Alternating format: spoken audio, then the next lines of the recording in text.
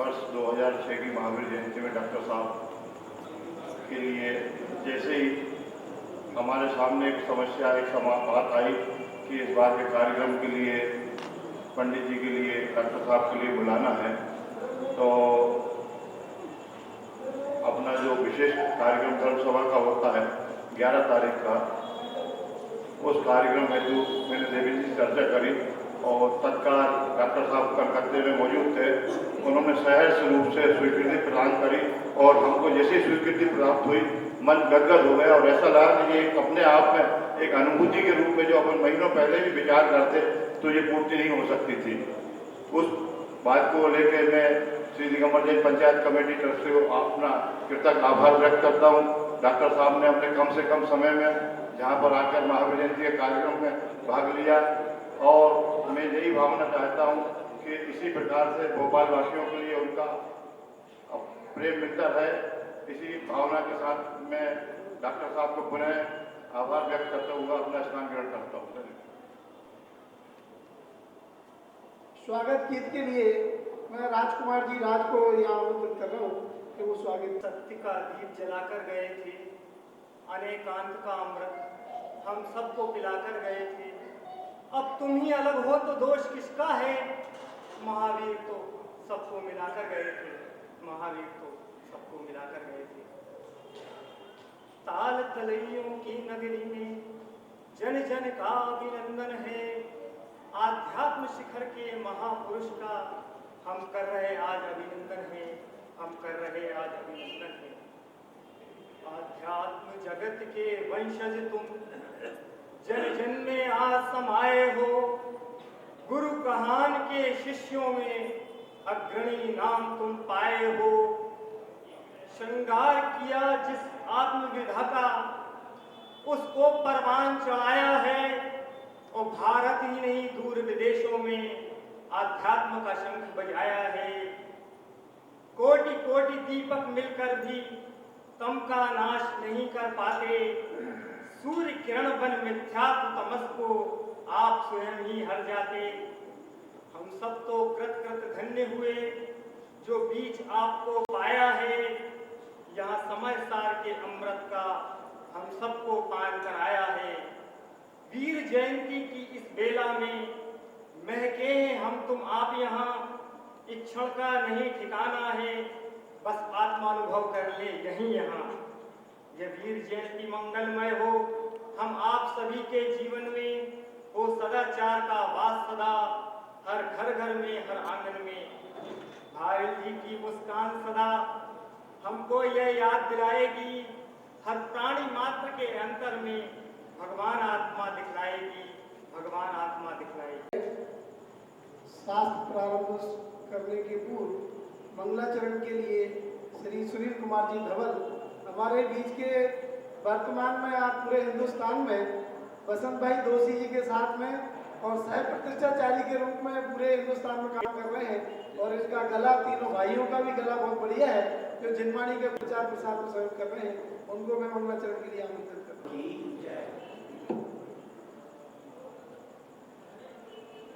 जिस चैतन्य महाहिमगिरि से परिणति के घन टकराते हैं। शुद्ध अतीन्द्रिय आनंद रस की अमृत धारा बरसाते हैं। जो अपने आश्रित परिणति को रत्नात्रय की देता। वंदन उस चैतन्य राज को जो भव भव के दुख हर लेता।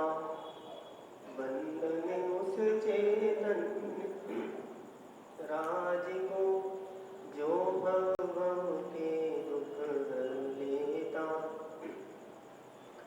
अनंत धर्मणस्तत्वं पश्यन्ति प्रत्यगात्मनः। अनेकान्तमयी मूर्ति नित्यमेव प्रकाशितां। बोलो द्वादशां निर्माणी माता की जय।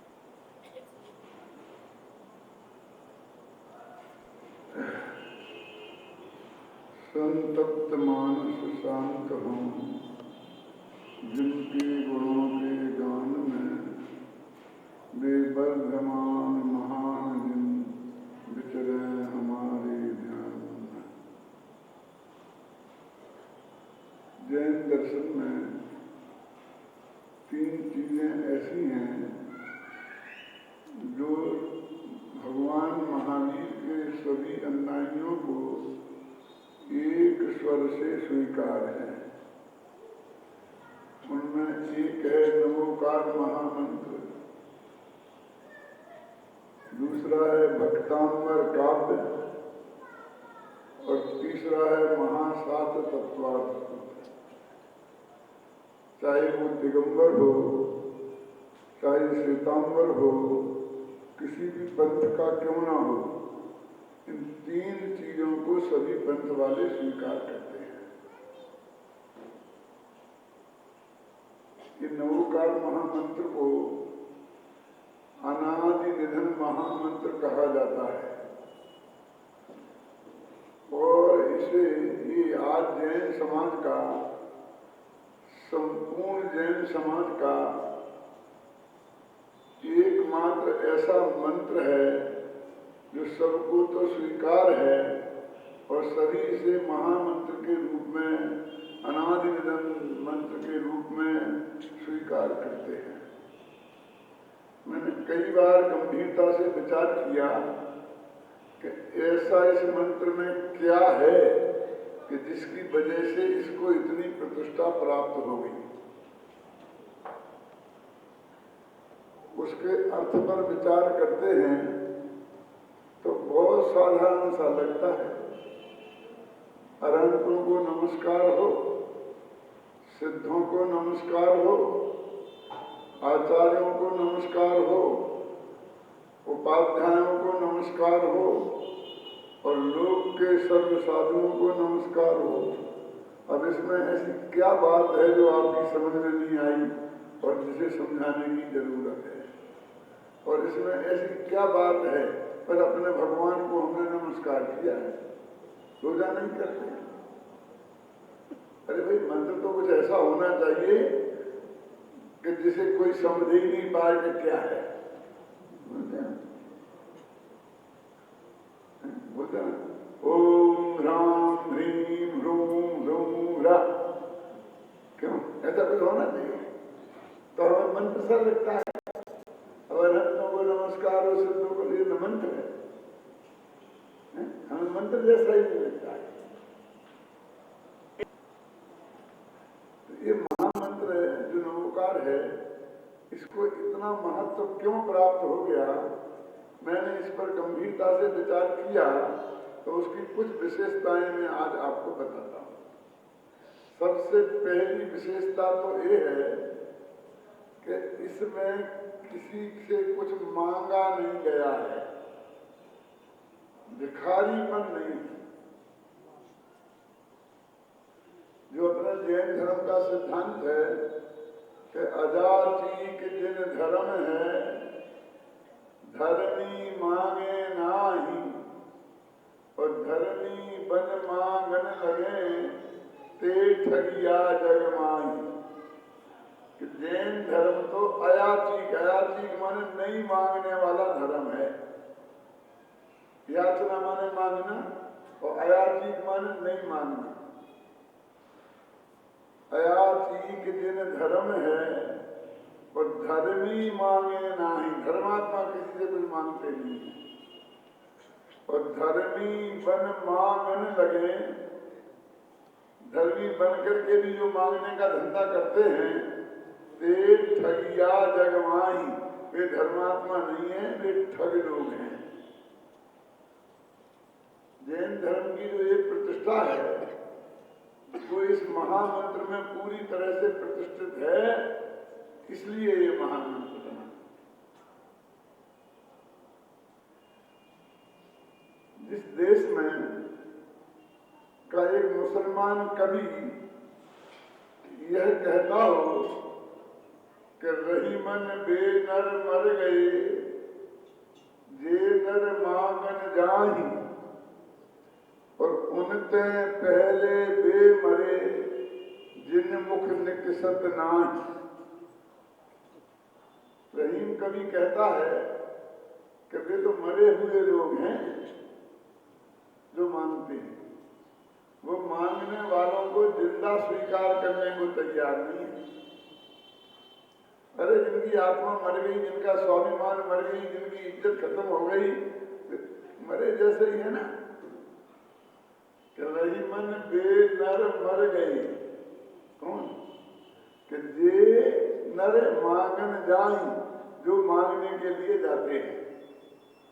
जब मैं ये बात कहता हूं तो बहुत से लोग बहुत खुश होते हैं और कहते हैं पंडित जी आपने बहुत अच्छा सुना दिया, हमें मांगने वालों से इतने परेशान हैं, सुबह से शाम तक लाइन लगाकर खड़े रहते हैं। अब आपके ऐसे समझाने से थोड़ी भीड़ कम होगी और हमें थोड़ा आराम मिलेगा। तो मैं कहता हूं इतना खुश होने की जरूरत नहीं है। अगली लाइन पढ़ो ना, कि वही मन बेनर मर गए जे नर मांगन जाही, और उनसे पहले वे मरे जिन मुख निस्तत नाही। यदि वो मांगने लगा है और जिनके मुंह से ना निकलती है, वे उसके पहले ही मरे हुए लोग हैं। क्योंकि कोई आदमी जब तक उसका बस चलता है तब तक वो किसी से मांगता नहीं है, वो खुद जानता है इस बात को।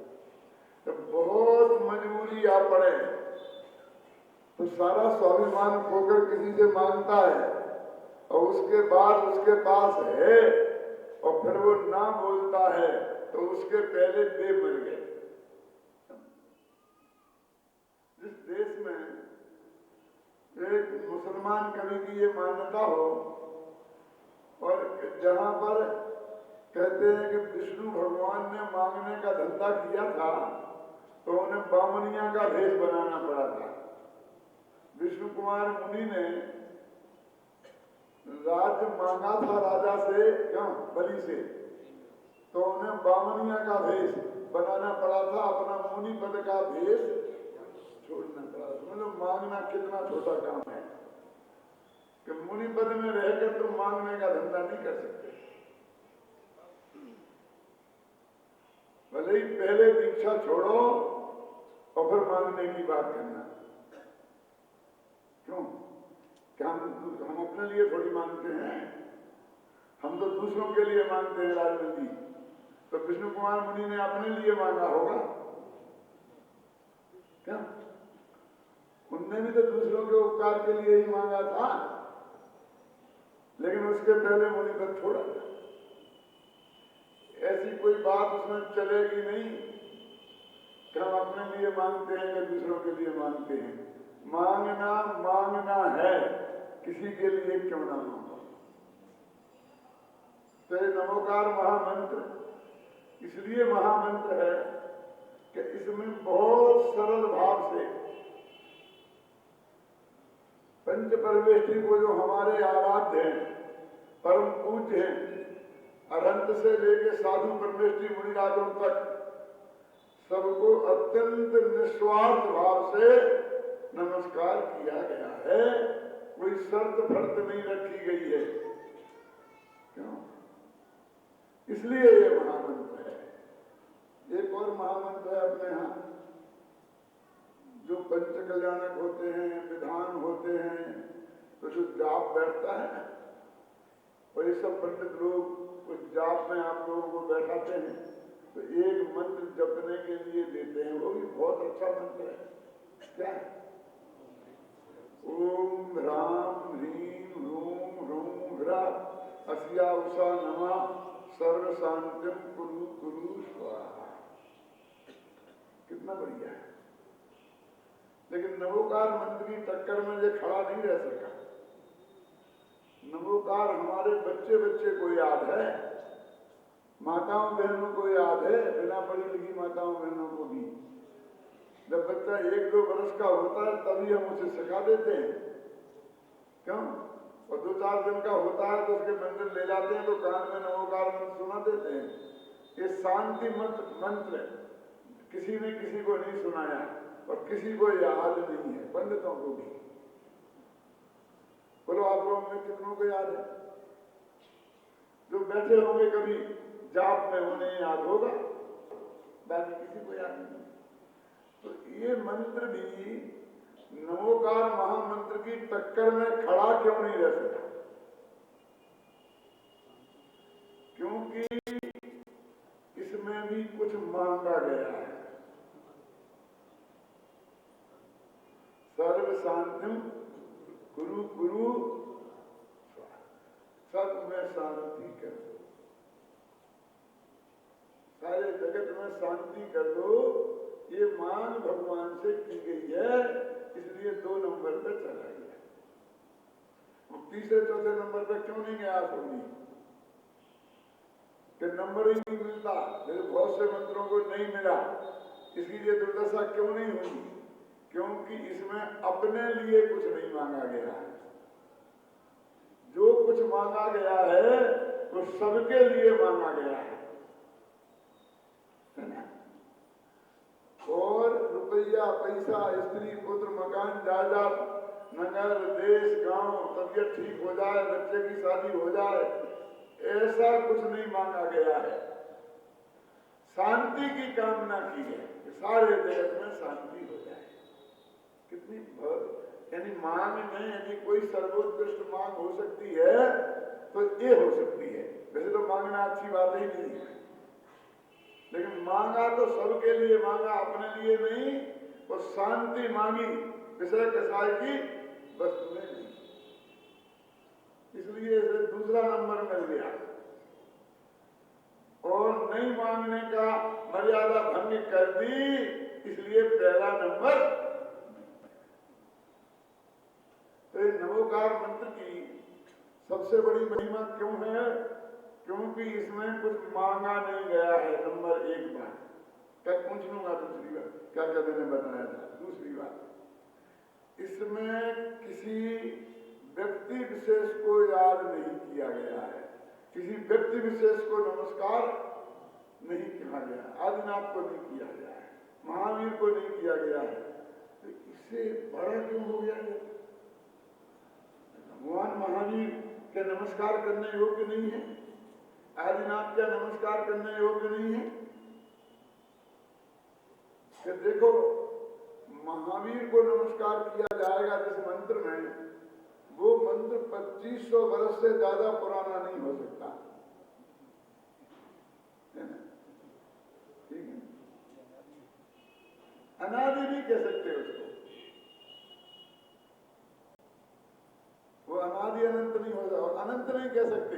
अगले तीर्थंकर होंगे तो उनको नाम लेने लगे, इन्हें भूल जाएंगे। पारसनाथ को भूल गए, हम महावीर को याद कर देंगे। क्योंकि आपने महावीर की जयंती मना रहे ना, पारसनाथ की क्यों नहीं मना रहे? नेमिनाथ की क्यों नहीं? नेमिनाथ में क्या बिगाड़ा? और मल्लीनाथ का तो कोई नाम ही लेवा नहीं। क्यों? कि जिसका शासन चलता है भैया, जो गद्दी पे बैठा है, बात उसकी होती है। ये भगवान महावीर का शासन चल रहा है अभी, इसलिए महावीर को हम मना रहे। और जब आ जाएगा ना महापद्म का, राजा श्रीनगर नरक में है ना, महापद्म राजा होने वाले हैं 81,000 वर्ष बाद, है ना? तो फिर हम उनकी जय बोलने लग जाएंगे, महावीर को भूल जाएंगे। तो जो मंत्र में किसी व्यक्ति को नमस्कार किया गया होगा वो अनादि नहीं हो सकता, अनंत भी नहीं हो सकता। उसकी स्टार्टिंग होगी और अंत है, वो सबका नहीं हो सकता। महावीर में नमस्कार होगा तो महावीर के भक्तों का होगा, राम का होगा तो राम के भक्तों का होगा, खुदा का होगा तो खुदा के भक्तों का होगा, पार्शनाथ का होगा तो पार्शनाथ के भक्तों का होगा। ऐसा होता है ना? हमने भगवानों को भी बांट लिया है। पुरानी बात है, करीब 40-45 वर्ष, किसी बुंदेलखंड की है, गांव का नाम नहीं बताऊंगा। मंदिर में एक मैसेज जी ने आदिनाथ की बेटी बनाई थी, और रोजाना आदिनाथ भगवान की पूजन बहुत भक्ति भाव से करते थे। दूसरी सदी में चंद्रमा प्रभु भगवान की मूर्ति विराजमान की थी, जो उनकी पूजा किया करते थे। भाभी की बात कि मेरा और उन दोनों सेठ जीवों का ऑपरेशन एक दिन ही हुआ। मेरा तो यही भोपाल में ही हुआ था, बहुत पुरानी बात है, जो राजमन जी को याद होगा। उनसे जो कोई का इंदौर में, कोई का ग्वालियर में ऐसा हुआ था। और हम जब तीनों जने वापस पहुंचे और आपस में मिले तो पहले सेठ जी ने कहा कि पंडित जी मुझे तो आदिनाथ ने बचा लिया। दूसरे बोले कि चंद्र प्रभु की कृपा से बच गया। मैंने कहा मेरी समझ में नहीं आ रहा कि मैं कैसे बच गया। ना तो तेरे आदिनाथ है ना मेरे चंद्र प्रभु। समझ में है ना? हमने भी एक एक को बांट दिया और कुछ नहीं, वो जरा सा निमित्त मिल गया कि हमने वो विराजमान कर दिया, हमने उस मूर्ति के पैसा दे दिए, कुछ न कुछ बहाना हो गया और हमने एक भगवान हमारे कब्जे में आ गए। तेजी छुट्टी हो गई। अपने मन के अंदर का चोर पकड़ के देखना। मैं किसी की निंदा के लिए ये बात नहीं कहता। तो ये कहते हैं कि यदि व्यक्ति के साथ बने तो ये हालत होती है। तो इनमें किसी व्यक्ति को नमस्कार, वो सबका नहीं हो सकता। हम इस बात पे झगड़ पड़ते हैं। यहां हमें मंदिर बनाना हो तो मूल नायक कौन रखना? बोलो, महावीर के पार्श्वनाथ के श्री मंदिर। हम इस पर लड़ सकते हैं और हो सकता फैसला ही नहीं हो पाए और मंदिर ही नहीं बने। होता कि नहीं होता? तुम व्यक्ति के नाम में गए तो मरे। ये बात बहुत अच्छी तरह जानते थे नमोकार महामंत्र बनाने वालों ने। आप कहें वो तो अनादि है, बनाने वालों की बात क्यों कहते हो? ये भूत बलि पशुतंत्र ने बनाया है और सबसे पहले सतखंडागम के मंगलाचरण के रूप में आया है। अनादि निधन तो इसलिए कहते हैं कि अरहंत अनादि से होते आए पंचपरमेश जी, और उन्हें नमस्कार करने वाले भी अनादि से होते आए। तो भाव की दृष्टि से अनादि है, भाषा की दृष्टि से तो भूत बलि पशुतंत्र का बनाया।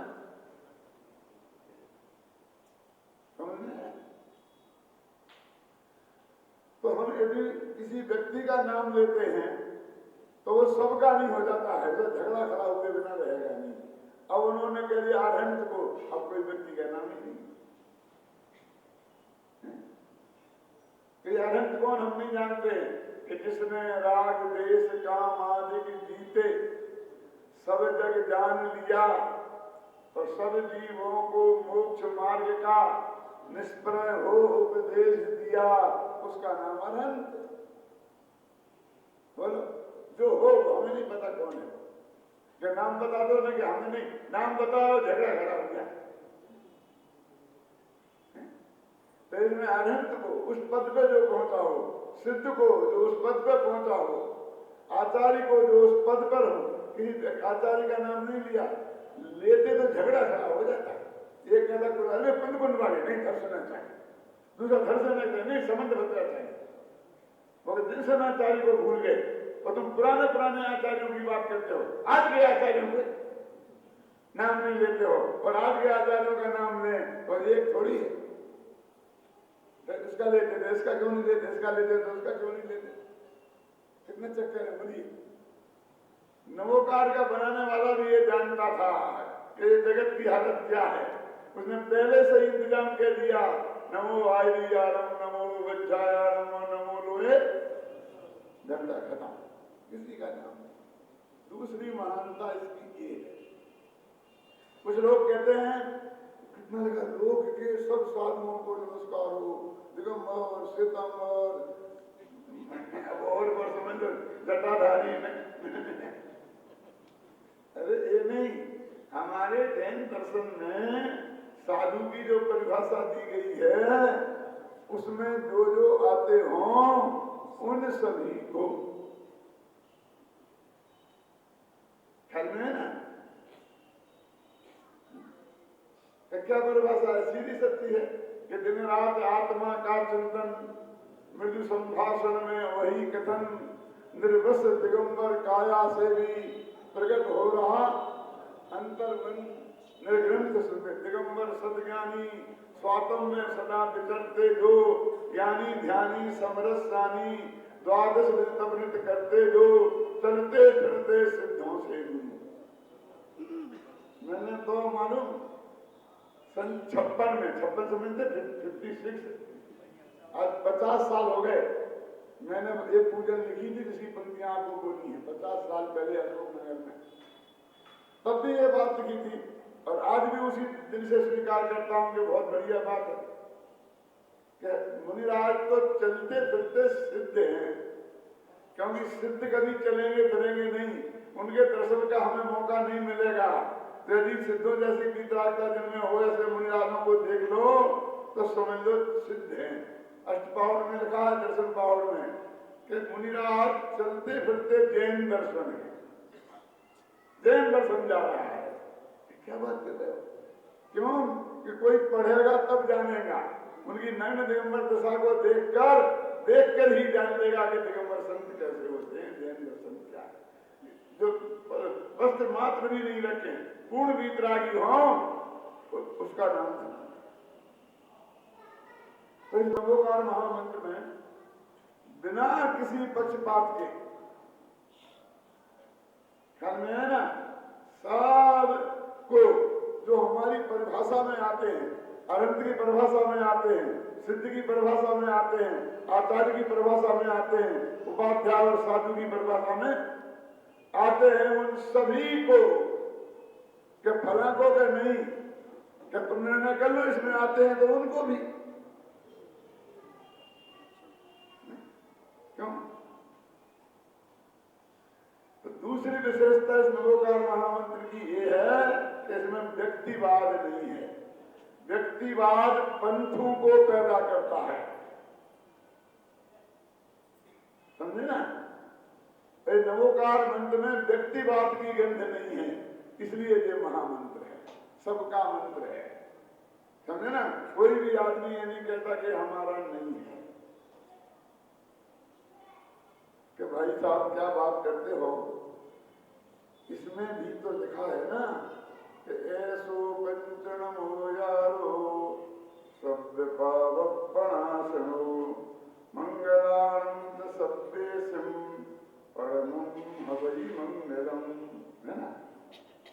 क्या है पंच नमस्कार मंत्र सब पापों का नाश करने वाला है और ये सब मंगलों में पहला मंगल है बोलते नहीं बोलते। तो इसमें सब पापों का नाश करने वाला है। तो तरकीब से हमने मांग लिया कि भगवान तुम हमारे पापों का नाश कर दो। इसमें भी तो मांगना है इनडायरेक्ट वे में कबूल नहीं। तुम कैसे कहते हो इसमें मांगना नहीं कि भाई एक तो ये नवोकार मंत्र का हिस्सा नहीं है छंद बदल गया वो गाथा छंद है नवोकार मंत्र और ये दोहा छंद है। दूहा प्राकृत में दूहा होता है बोलो एक से छंद नहीं है दोनों। वो है गाथा छंद वो ऐसे बोला जाता है नमो अरिहंतारम नमो सिद्धारम नमो आयरियारम नमो अध्यायारम नमो लोये सभ्य सारूढ़म। इसमें पहले पद में 12 मात्राएं हैं दूसरे में 18 तीसरे में फिर 12 और चौथे में 15 ऐसा नियम है छंद का। संस्कृत में आर्या छंद बोलते हैं इसे प्राकृत में गाथा छंद बोलते हैं। यस्या प्रथमे पादे द्वादश मात्रा तथा तृतीये अष्टादश द्वितीये चतुर्थे पंचदश सार्या और वो दो है ऐसो बिल्कुल यारो सब बाबा पढ़ा और दूसरे में 18 थोड़ी दोनों में बराबर ही है ख्याल में है ना। छंद बदल गया। दूसरे ये नवोकार मंत्र की महिमा है तो नवोकार मंत्र लिखने वाला अपने मंत्र की महिमा लिख देगा। मैं एक मंगलाचरण का छंद लिखूं और दूसरे में भगवान को याद तो नहीं करूं और मंगलाचरण के छंद के गीत गाने लगूं। मैंने कितना बढ़िया छंद लिखा क्यों दूसरे आचार्य ने बाद में लगाया है। ये नवोकार मंत्र नहीं है, ये नवोकार मंत्र की महिमा है। और अपने भागवत पाठमाला, पुरानी भागवत पाठमालाओं में भी कैसे लिखा था ना, नवोकार मंत्र और नीचे नवोकार मंत्र की महिमा, वो साफ। इसलिए नवोकार मंत्र में एक जिम्मेवारी दी जाती है कि जो उसमें लिखा है कि नवोकार मंत्र सब पापों का नाश करने वाला है। इस तरकीब से भी मांगा नहीं गया है, वहां मांगने की गंध भी नहीं है।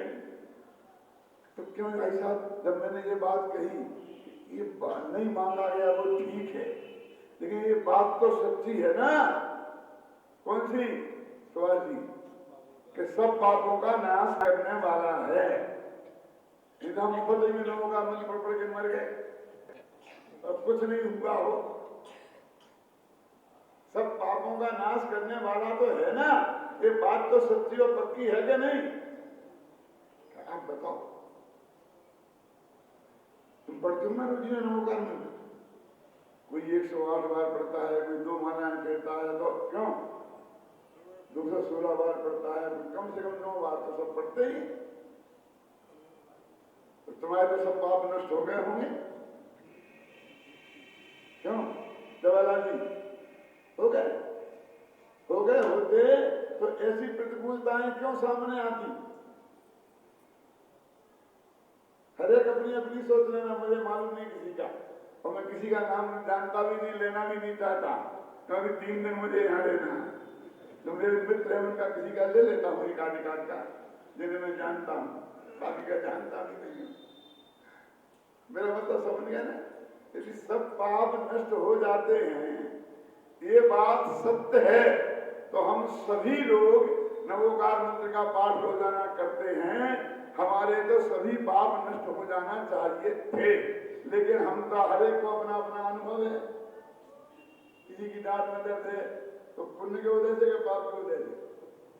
किसी के हार्ट में तकलीफ हो रही है, क्यों? ये 10-10 गोलियां खानी पड़ती हैं। हमारे बाप दादे थे ना इलाजी, वो ऐसे वीर थे कि युद्ध के मैदान में छाती पर 100 गोलियां खाएं, लेकिन पीठ पर 1 गोली नहीं खाई। क्यों? और उनकी पत्नियां उन्हें तिलक करके भेजती थी युद्ध के मैदान में। मां बेटे को भेजती थी कि बेटा, पीठ पर 100 गोलियां लगी होंगी तो चिंता की बात नहीं, छाती पर 1 नहीं, छाती पर 100 लगी होंगी तो लगना चाहिए, पीठ पर 1 नहीं लगना चाहिए। मैं कायर की मां नहीं कहना चाहती, मैं कायर की पत्नी युद्ध के मैदान में से भागना मत बोलती थी कि हम भी उनसे कम नहीं है। वो तो कभी जिंदगी में 1-8 बार 10-5 गोलियां खाते होंगे, हम तो रोजाना 10-5 गोलियां खाते हैं, वो छाती पे खाते हैं। अभी आप सबकी मैं तलाशी लूं तो हर एक की जेब में 2-4-10 गोलियां निकल आएंगी, घबराना नहीं, मेरे सहित।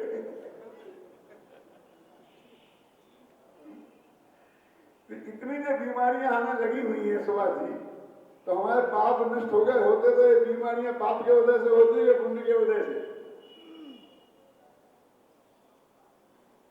अब जो प्रतिकूलताएं पाप कर्म के वजह से होती हैं, वे हमारे जीवन में विद्यमान हैं, तो फिर तुम ही बताओ कि नवोकार मंत्र सब पापों का नाश करने वाला है, ये सही है कि नहीं है?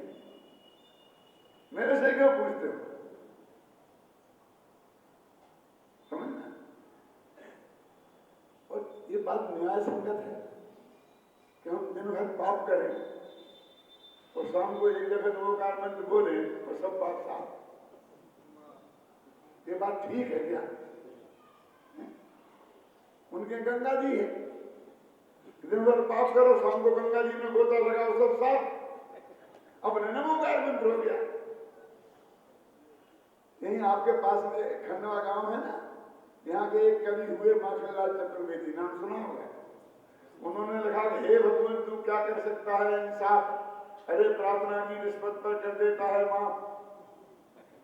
दिन भर पाप करे, इसकी हत्या करे और शाम को भगवान से जाके माफी मांग ले, पिता बेटा तूने माफी मांगी, माफ कर दिया।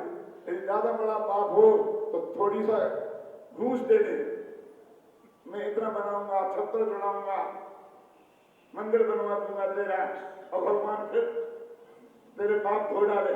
यदि हमारे पास ऐसी सुविधा प्राप्त है तो मैं आपसे पूछता हूं, पाप करने से कोई डरेगा क्यों? उसने ये लिखा है, गंगा नदी के बारे में एक कवि हुआ सेनापति 16वीं शताब्दी में, उसने लिखा है कि हे पाप प्रचारिणी गंगा के लिए, कि हे पापों का प्रचार करने वाली गंगा। तो किसी ने कहा क्या बकते हो, शर्म नहीं आती है? पाप का प्रचार करती है, पाप प्रक्षालनी, कि पापों को धोती है। कि जिसके पास इतनी बढ़िया गंगा हो कि चाहे जितने पाप करो डुबकी लगाओ धुल जाते हैं, वो पाप करने से क्यों डरेगा? पापों का प्रचार करने वाली हुई ना। हमारे पास इतना बढ़िया नमोकार मंत्र है, दिन भर खूब जो कुछ करना हो करो बाजार में बैठ के, 1 नंबर का 2 नंबर का, और शाम को 1 दफे बोलो और सब साफ। तो न्याय है कि अन्याय? आप चाहते हो तो क्या कहते हैं कि सब पाप प्रणाश हो लिखा, तो इसका अर्थ क्या है? झूठी बात नहीं तो भैया जी, नहीं सच्ची बात है। तो क्या अर्थ है कि जब तुम नमोकार मंत्र बोलोगे, ध्यान से सुनना, तो उस समय तुम्हारे मन में कोई भी पाप भाव नहीं होगा। इसका नाम है पापों का नाश करना। जब तुम नमोकार मंत्र बोलो, पंचपरमेष्ठी को याद करोगे, उस समय तुम्हारे मन में कोई पाप भाव नहीं होगा। तो पाप का अभाव करने वाले हो गए ना। तो अकेले वर्तमान का, हाँ वर्तमान में बताती है बस। तो सब क्यों लिखा? वो कैसे मतलब 3 काल के सब पाप। मैंने एक जगह नमोकार मंत्र क्या बोला, अनादि से लेके आज तक जितने भी पाप हैं, 70 घोड़ा गाड़ी का गोविंद साफ है, वो सब साफ। क्यों? और अनादि 3 काल का मतलब क्या होता है? कि भूतकाल के और वर्तमान के और भविष्य के, जो अभी हुए नहीं है, जो पाप अभी हमने किए नहीं है, भविष्य में करेंगे, उन्हें भी नष्ट कर देंगे। तो एक दफे में इतना काम हो जाता है, तो दूसरी दफे बोलते क्यों बड़े आदमी? अब तुम सही अर्थ नहीं समझे तो हम करें। एक सेठ जी ने एक चौकीदार रखा, शाम को 6 बजे से सुबह 6 बजे तक। उनके 12 बजे दिन की चोरी हो गई, तो उन्होंने गुस्सा में आकर चौकीदार को निकाल दिया कि चौकीदार रखने से क्या फायदा है, जब उसके रहते हुए चोरी हो गई। मैंने पूछा क्यों सेठ जी, क्यों निकाल दिया? तो उसकी ड्यूटी कब से कब थी कि शाम को 6 बजे से सुबह 6 बजे तक। तो कब हुई कि दिन के 12 बजे। अरे इससे तो चौकीदार की उपयोगिता सिद्ध होती है कि एक चौकीदार और रखो। उसकी इतनी बढ़िया ड्यूटी थी कि चोर दुनिया में रात को चोरी करते हैं और तुम्हारे घर में रात को नहीं कर पाए, दिन में चौकीदार नहीं था इसलिए चोरी हुई। तो एक और चौकीदार रखना चाहिए कि उसे निकालना चाहिए। तो नमोकार मंत्र जब तुमने पढ़ा तो उसकी ड्यूटी कब तक है चौकीदारी, कि जब तक तुम पढ़ो तब तक पाप से बचा लिया। इतना सस्ता सौदा हमें नहीं पोसाता, इतना सा पाप बचेगा।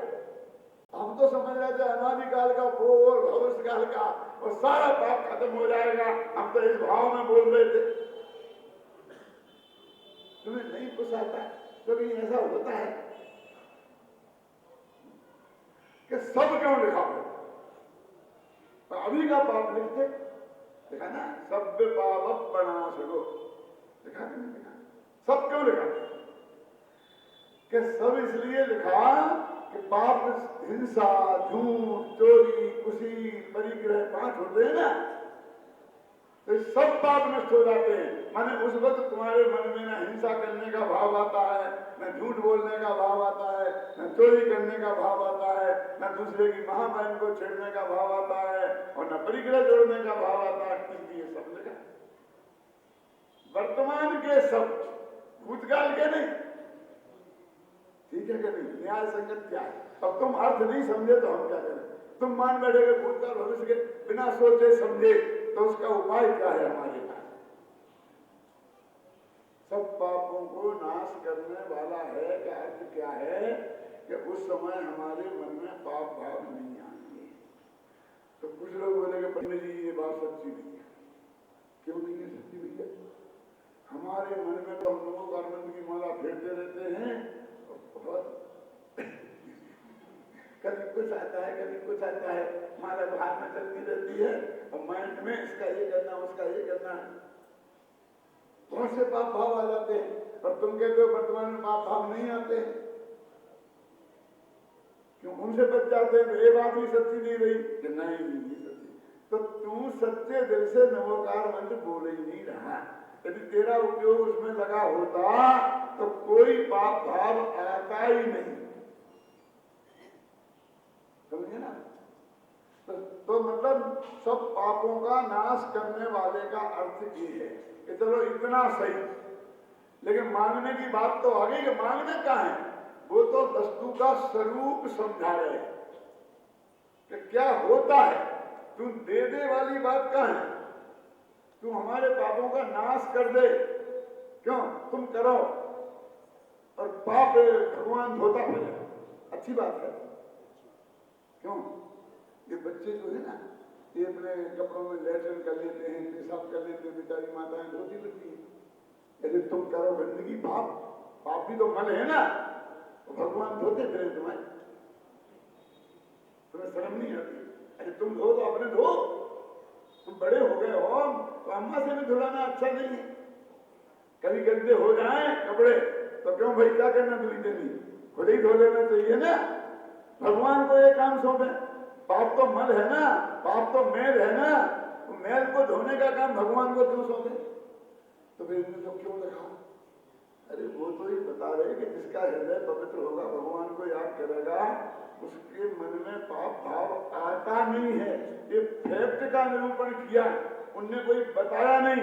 डॉक्टर के पास आप जाते हो और डॉक्टर तुम्हारी तपास करके कहता है कि तुम्हें कैंसर है, तेरे बाप को कैंसर होगा, हमको कैंसर बोलते हैं, शर्म नहीं आती?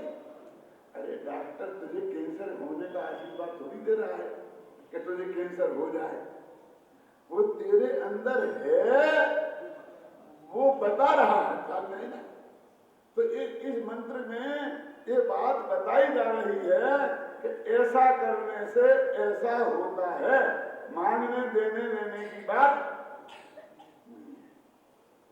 तो नमोकार महामंत्र की कितनी महिमा है, इसका अंदाजा आपको लगा? अब मैं थोड़ा और आगे बढ़ता हूं कि नमोकार महामंत्र से भी कोई बड़ा मंत्र है कि नहीं? आज तक तो किसी ने चैलेंज नहीं किया, कोई बड़ा मंत्र नहीं है, लेकिन मैं बताता हूं। अष्टपहर की ये भी तो गाथा है ना, उज्ज्वली तुष्बंत की। अष्टपहर के मोक्ष पहर की 104 और 105वीं गाथा उठा के पढ़ो।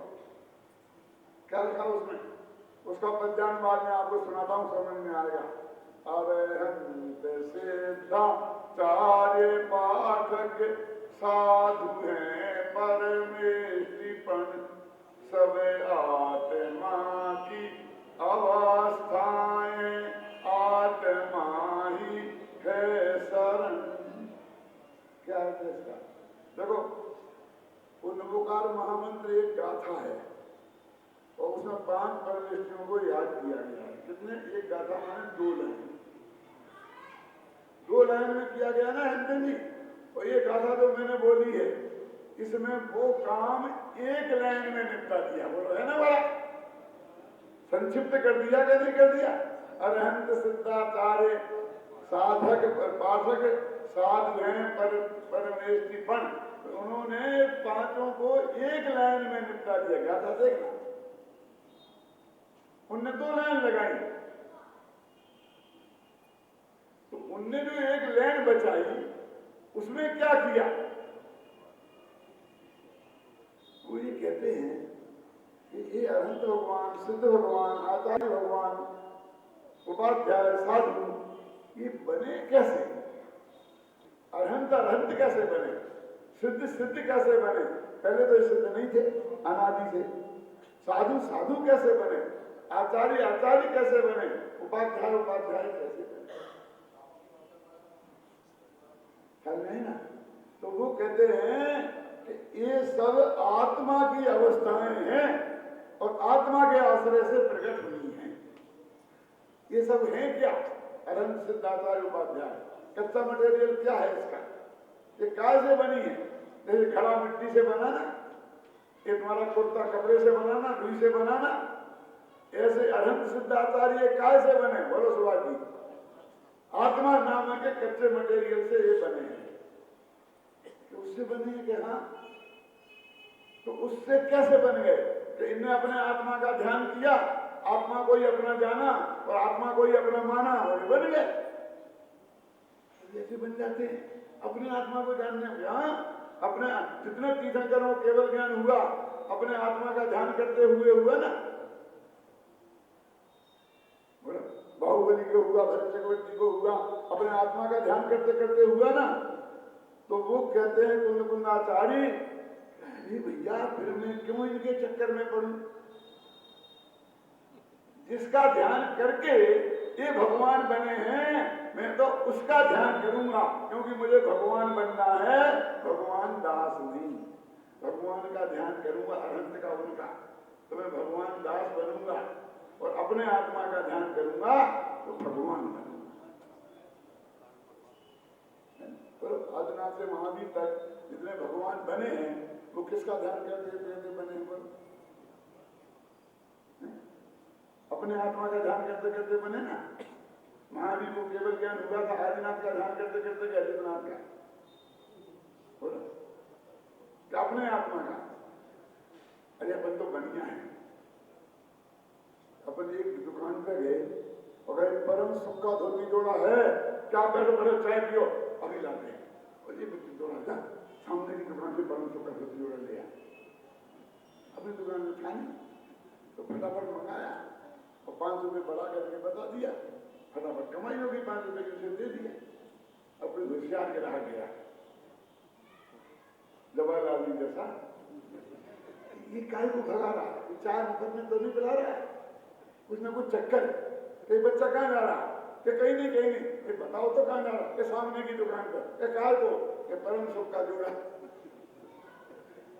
उस तुम सामने की दुकान से ला करके देते हो हमें, तो हम सामने की दुकान से क्यों नहीं ले? ये तो न्याय संगत बात है कि नहीं? जब तुम वहां से लाकर हमें दे रहे हो तो कुछ तुम कमाओगे। तुम्हारे यहाँ नहीं मिलता है और वहां मिलता है, तो आज भी हम वहीं से जाके लेंगे और भविष्य में भी वहीं से लेंगे और हर कपड़ा वहीं से लेंगे, क्योंकि तुम तो वहां से ला के देते हो। तो तुम तो अपने आत्मा में से निकाल निकाल के भगवान बन गए। ये बात सच्ची है। तो हम तुम्हारी शरण में क्यों जाएं? हम अपने आत्मा की शरण में क्यों न जाएं, जिससे हम भगवान बन जाएंगे। अरहंत सिद्धाचार्य पाठक साधु हैं परमेष्टिपन, सब आत्मा की अवस्थाएं आत्मा ही है शरण। ये नवोकार से भी बड़ी बात है। नवोकार मतलब पंच परमेष्टि को याद किया गया है और इसमें निज परमेष्टि को याद किया गया है। उसमें पर भगवान को याद किया गया है, इसमें निज भगवान को याद किया गया है। अभी एक खतरनाक बात भी कह दूं साहब, अध्यक्ष महोदय की आज्ञा है, मैं बोलता हूँ ध्यान से सुनना। ये पंच परमेष्टि में 5 है ना, अरहंत, सिद्ध, आचार्य, उपाध्याय और सत्य। अब ये 5 है ना, अब आगे बढ़ो। अपन यहां तक पढ़ा ना, चत्तारी मंगलम, चत्तारी लोगोत्तमा और चत्तारी शरणम बज्जामी। जब 5 परमेष्टि है तो 4 के मंगल क्यों? 4 उत्तम क्यों? 4 की शरण में क्यों जाना? एक किसको छोड़ दिया? सोचा करी देवेंद्र कि बस पढ़े जा रहे बेटा, बाप पढ़ते थे तुम भी पढ़े जा रहे हो, क्यों? सोचा करी? सोचा नहीं कि जब पंच परमेष्टि 5 है तो मंगल 4 क्यों, उत्तम 4 क्यों, और 4 की शरण में क्यों जाना, और किसको छोड़ दिया एक को? सोचा मत और इन्होंने कभी नहीं सोचा। सुनो कि मैंने जब गहराई से जाके देखा तो उसमें एक को नहीं 2 को छोड़ा है। मंगलम, सिद्धा मंगलम, साहु मंगलम। आचार्य क्या है, उपाध्याय क्या है? क्यों? अरहंता लोगोत्तमा, सिद्धा लोगोत्तमा, साहु लोगोत्तमा। और एक वो केवली पंडित तो धम्मम वो जबरदस्ती घुस गया, वो तो पंच परमेश्वरी में था नहीं, तो ये तीन ही रह गए। इस पे कभी हमें ध्यान देना चाहिए था कि नहीं? पहले कमल बाबू, अब मैं आपसे पूछता हूं इसका कारण क्या है? इसका कारण ये है कि किसी को मोक्ष जाना हो तो साधु बने बिना आज तक ना कोई मोक्ष गया है और न जाएगा। नंग दिगंबर साधु बने बिना कोई को आज तक मोक्ष नहीं हुआ, इसलिए साधु को रखना जरूर है। और अरहंत बने बिना भी कोई मोक्ष नहीं गया। केवल ज्ञान यहां हुआ कि नहीं हुआ? अरहंत बने और सिद्ध तो मोक्ष है। तो ये तीन चीजें तो रखनी थी, लेकिन आचार्य बने बिना भी मोक्ष होता है, उपाध्याय बने बिना भी मोक्ष होता है, इसलिए दो कुछ। पूरी बात सुन लेना, घबराना मत। अभी पूछना हो तो 2 दिन हूं मैं, अभी मेरे को पूरी बात कह देनी है। और वैसे मेरी किताब में लिखा है, मेरे कैसेट हैं, उनमें सब बातें लिखी हैं, मैं कोई नई बात नहीं बोल रहा हूं, है ना। और ये यहाँ बन रही है फिल्म, मैं बदल नहीं सकता। क्यों? पहले ये सुविधा थी कि बदल जाते, अब तो बहुत सोच समझ के बोलना पड़ता है। तो क्या बात चल रही है? 2 क्यों? क्योंकि मोक्ष मार्ग में इन 2 पदों की जरूरत नहीं है, समझे ना? इसलिए वो मंगल नहीं है, उत्तम नहीं है। क्या कह रहे? आचार्य पद मंगल नहीं है, उपाध्याय पद मंगल नहीं है, और शरण में भी नहीं जाएंगे हम उनकी। आचार्य की शरण में नहीं जाएंगे, और साधु की शरण में जाएंगे, गुरु जी के में नहीं जाएंगे, और चेले के में जाएंगे। क्यों? देखो तुम बोलते हो रोजी ना, सत्तारी शरण पर जानी, बोलते कि नहीं बोलते? बोलिए। तो मैं तो उसका अर्थ बता रहा हूं उससे, मैं किसी के को कम नहीं कर रहा हूं। देखो इतनी ही बात नहीं है कि आचार्य बनना जरूरी नहीं है मोक्ष में जाने का, बात उससे भी आगे है। आचार्य को केवल ज्ञान गारंटी से नहीं होता। क्या कह रहे? श्रेणी नहीं मारता। जब आचार्य अपने शिष्य को आचार्य पद देकर और फिर आत्मा में लीन होते हैं तो उस श्रेणी में जाते हैं, और फिर केवल ज्ञान होता है और फिर मोक्ष। आचार्य नहीं।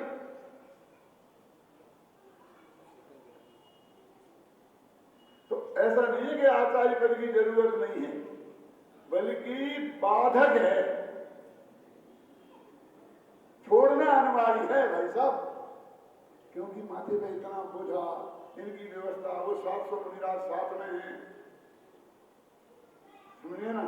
अब वो सुधा, अब सबको तो सुविधा दिया कि तुम झगड़ा मत करना, और ये गायब हो गए सुध सागर, और वो दादा के बात कर बैठे। तो कहां से बांध के रखे? मकान तो है नहीं, ताला लगा दे। कितने चिंता करना पड़ती है। अब वो तो जो करते होंगे वो जानते होंगे, अपन तो अंदाज ही लगा सकते हैं कि नहीं। तो इतना बोझा जिसके माथे पे हो उन्हें केवल ज्ञान नहीं होता। जिनके माथे भार वे डूबे भव भार में, हम तो उतरे पार झोंक भार को भार में। वो भार था उनके माथे पे आचार्य पद का, उपाध्याय पद का, पढ़ाने का, प्रशासन करने का, ख्याल नहीं ना, एडमिनिस्ट्रेशन का भार था। ख्याल है? हम तो बड़कपन में मरे जा रहे हैं। बड़कपन की बात नहीं है भाई साहब। ये कलेक्टर है, उसकी पूरे भोपाल की जिम्मेदारी है कि नहीं है? कहीं कोई घटना हो जाए तुम क्या कर रहे थे? रात के 2 बजे कोई किसी को मार दे और ऊपर से कान कलेक्टर साहब के पीछे जाते, तुम क्या कर रहे? क्यों? उसकी जिम्मेदारी है ना। ये एडमिनिस्ट्रेशन का काम तो ऐसा ही है कि नहीं?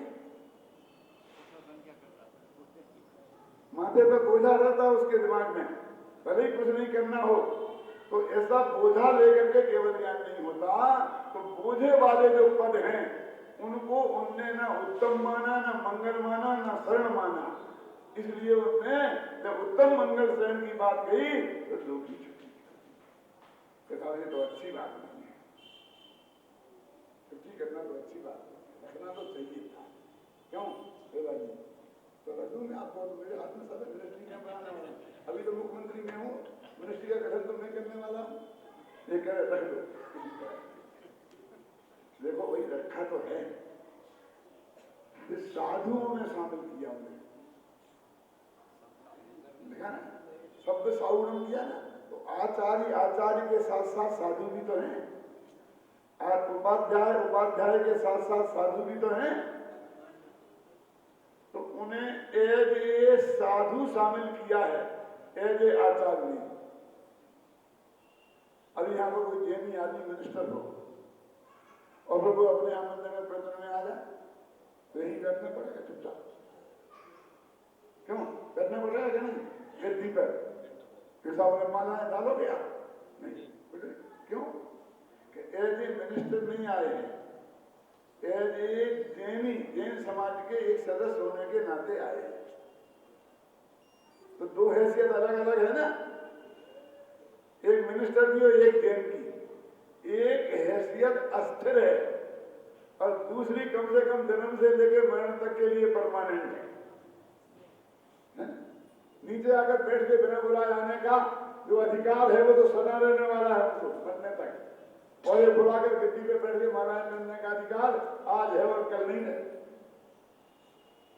तो एज आचार्य जो प्रशासन का पद है, मिनिस्ट्री है, उसकी दृष्टि से नहीं, एज जैनी आना हो तो आओ, तुम्हें शामिल होना है पंचपर मिनिस्ट्री में कि नहीं? आचार्य उपाध्यायों को तो एज ए साधु तुम्हें शामिल किया जा सकता है। क्यों? एज ए आचार्य नहीं, एज ए उपाध्याय नहीं। तो मतलब व्यक्ति से दोष नहीं है, जो माथे का भार है उससे वो छोड़ना पड़ेगा। कोई कह सकता है कि भाई आचार्यों बड़ों में छोटों को गर्वित किया जाता है। 5 भाई हो, हम शादी का कार्ड देते बड़े भाई का नाम लिख देते, 4 भाई उनमें गर्वित हो जाते। अब हम छोटे का नाम लिखें और फिर क्या सब उसमें गर्वित हो गए, चलेगा? बाप में बेटों का नाम आता है, बेटे में बाप का नाम आता है। परमात्मा प्रकाश के पास निमंत्रण आप भेजो तो देखो आपको भेजा था, पंडित जी आए क्यों नहीं चलेगा। मुझे भेजो तो मेरे बेटे से भी कह सकते हो तुम आए क्यों नहीं। इतना व्यवहार तो आप जानते हैं ना। तो आचार्य में रखना था, साधुओं को शामिल कर लेते, यदि भीड़ ज्यादा थी और ज्यादा मंगल नहीं बनाने थे। नहीं, वो कहते हैं कि साधु पद आचार्य और उपाध्याय पद से महान है, क्योंकि उनको उतना लाभ है जो उसी रूप में भोग जा सकते पहले रहते। क्यों कि वे अपनी आत्म साधना में लग रहे। तो अच्छा लाभ किसको ज्यादा? आप लोग यहाँ सब आए हो और मैं कुर्सी में बैठा, आप सब नीचे बैठे, आपके अध्यक्ष भी नीचे बैठे, बोलो। लेकिन यहाँ से लौट के जाएंगे तो कौन लाभ में रहेगा? देखो भाई साहब, मुझे बहुत समझो मान मिला और तुम्हें ज्ञान मिला। जो आए थे जब उस वक्त एक आध बात ऐसी थी जो तुम नहीं जानते थे, जब लौट के जा रहे हो तो एक आध बात तुम नई सीख के जा रहे हो, लाभ ले लिया ना। और मैं जैसा आया था वैसे ही जाऊंगा, थोड़ा गला खराब करके और मान लेके जाऊंगा। समझ लो आप क्या है, कौन फायदे में है? कुर्सी पर बैठने वाला के नीचे बैठने वाला? तो साधु फायदे में है कि आचार्य उपाध्याय बेचारे घर छोड़ के गए, स्त्री पुत्र बाल बच्चों को छोड़ के गए, धंधा पानी छोड़ के गए, राजकाज छोड़ के गए और वहां भी वही धंधे में लगाना उतर गए। ये उनकी बात कहता हूँ जो असली आचार्य है। किसी आदमी की उंगली नहीं उठा रहा हूँ, मैं कुंद की बात कर रहा हूँ, मैं अकम्पनाचार्य की बात कर रहा हूँ। नवोकार महामंत्र में उन्होंने विधि पूर्वक कोई कारण तो होगा ना छोड़ने का, कि रखा तो है लेकिन साधु में रखा ना, उन्हें किसी दूसरे में शामिल किया ना, तो वो साधु पर ज्यादा महत्व का हुआ ना। बोलो कि ऐसे साधु शामिल हैं, ऐसे आचार्य और ऐसे उपाध्याय नहीं। तो नवोकार मंत्र के बारे में मैंने थोड़ा सा अपना चिंतन आपके सामने प्रस्तुत किया। अब मैंने बहुत रातें बिगाड़ी हैं, अब एक रात आप भी बिगाड़ना, रात भर सोचना, फिर कोई प्रश्न खड़ा हो तो सुबह मेरे से पूछना। एक तो डॉक्टर साहब की अभी भी कैसेट तैयार हुई है और इसके पूर्व भी अनेक कैसेट तैयार है और सामने स्टार लगा हुआ है। वो कैसेट आप बता दें क्या? डॉक्टर बाली के पहले के बहुत सारा प्रवचन यहाँ उपलब्ध है। उसके नाम मैं बोल रहा हूँ, समय सार का सार, प्रवचन सार का सार, मोक्षमा प्रकाशक का सार। ये समय सार, प्रवचन सार, मोक्षमा प्रकाशक, इसको 25 घंटे में पूरा समझाया। 25 घंटे में आप पूरे ग्रंथ को समझ सकते हैं। और क्रमबद्ध प्रयास इसको 14 घंटे में समझाया। धर्म के 10 लक्षण, साधना चरण के लिए तत्व संबंधित भूत, प्रयोजनभूत, अप्रयोजनभूत, 47 शक्तियां, निश्चय नहीं, व्यवहार नहीं और उभयाभासी मिथ्या दृष्टि, प्रवचन सार का सार, पुरुषार्थ से मोक्ष प्राप्ति और विभिन्न विषयों के ऊपर इनका दावा भी उनकी। उसके पश्चात रामचंद्र जी के जो विचार थे वो उस कृति में लिखे, तो उसका नाम है पश्चात था। अभी कुछ टाइम पहले मतलब वहाँ पर दिल्ली और कलकत्ता में उसका विमोचन हुआ। कुछ समय बाद अपने में उपलब्ध होगी इसकी पश्चाताप कृति है वो।